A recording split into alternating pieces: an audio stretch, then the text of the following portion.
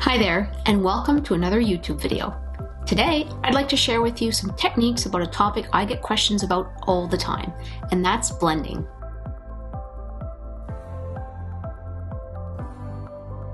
I use several different tools and techniques to blend, so I figured I would just go over what I do with my drawings, and hopefully you can pick up a tip or two and apply it to your own drawings and improve your skills. First off, let's define what we mean by blending. When trying to achieve a highly realistic look using graphite pencils, you need to be able to create a full tonal range going from light to dark without seeing where one value begins and the next lighter or darker value begins or ends. Here's a few images to illustrate this. In the first image, several shades of graphite pencils have been applied. I've noted which pencils I've used. They have simply been applied to the paper in a hatching motion. Now, even though I've gone from a light pencil from one end of the scale to a dark pencil, my tonal range certainly isn't very smooth. You can see pretty clearly where the overlap is. In this image, I've used the exact same range of pencils, but I've done two additional steps. The first is layering, and the second is using a blending tool. Let me show you exactly how to achieve a result like this when working with graphite. First off, before I go any further, I encourage you to check out these videos, especially if you're a beginner. It'll help you understand what I'm about to explain. Okay, so the first thing I like to do when creating a gradient like this one is establishing which pencils I'll be using. I usually use several pencils. The wider the tonal range, the more pencils I tend to use. In this example, I used 8, and they are 4H, 2H, HB, 2B, 4B. I've also used 4B black, a 6B black, and an 8B black. I like to begin by creating what I call a base layer, which is typically a layer of my lightest value. In this case, it's the 4H. I apply pencil and try to make it as smooth as possible even at this early stage. Then, I use one of my many blending tools. So let me take a little break here to talk about different blending tools. Here I have brushes, stumps, tissues, Q-tips, and cotton swabs. Most of them do more or less the same thing. After you applied some pencil, you can take your blending tool of choice to smooth over the pencil marks like so.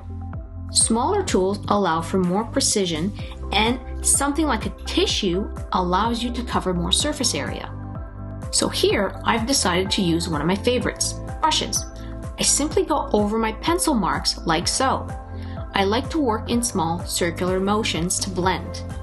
I'll apply a layer of my 4H to the entire surface area I want to cover. In this case, just a simple gradient that's about 1 inch in height and 6 inches across. After I'm happy with the results, I then pick the next darkest pencil, in this case 2H.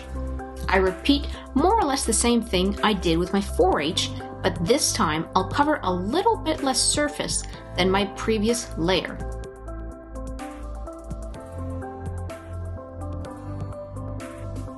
To clarify this whole process, I start with my base layer that covers the whole area. Then I smooth out that layer using a blending tool. I then take my next darkest pencil, 2H here, layer that on top of my 4H, but starting a little further out. Blend that layer, take my HB pencil, start a bit further out from my 2H, and blend that one as well. I repeat these steps with each darker pencil until I've made it all the way to my darkest value. The trick here is making sure that the overlap area of the different pencils, for example where your 2H begins over your 4H, blends together seamlessly. This is where your blending tools come into play. I like going over the overlap area many times, working the graphite into the paper by applying a lot of pressure. And speaking of paper, the type of paper you use here can make a very big difference. If you don't know which paper to use to achieve the best results, I recommend you check out this video here. With all that being said, blending and creating smooth gradients is something that is actually quite difficult to achieve, and for most people requires a lot of practice. It takes time to produce even a simple gradient like this one, so be patient in the learning process. I encourage you to try a variety of blending tools to get a sense of how each one feels and what it can do.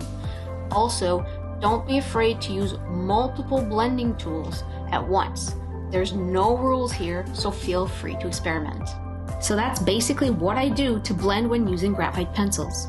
If you have any more questions about anything in this video, feel free to leave your questions in the comments. Consider liking this video if you found it informative, and subscribe to the channel for more drawing related content just like this. Thanks for watching, and we'll see you in the next video.